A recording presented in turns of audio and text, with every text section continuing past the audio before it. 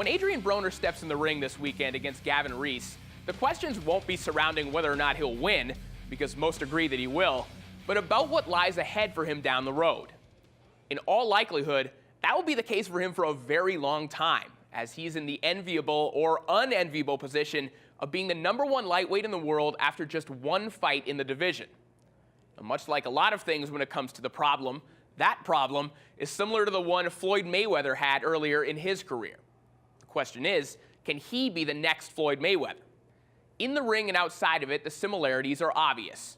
They're both solid defensive fighters with wicked hand speed, and they both use the shoulder roll defense that every other athletic fighter nowadays seems to want to use, but just can't master.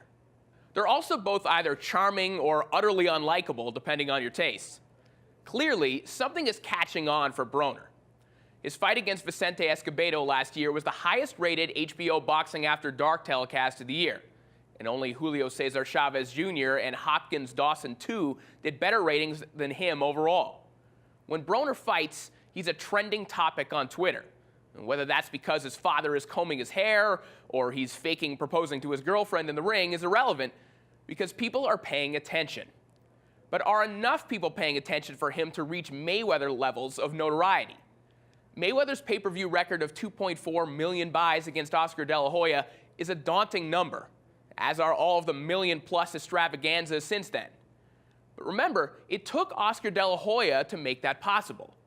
Prior to that, he never sold more than 375,000 pay-per-views in 3 previous outings.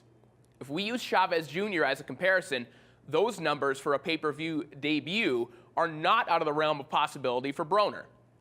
Chavez's last non-pay-per-view fight settled in at 1.6 million viewers. Broner Escobedo drew 1.4.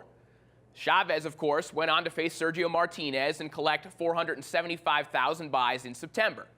The issue Broner will run into is that he may not have a Martinez or a De La Hoya to make a pay-per-view attraction sellable.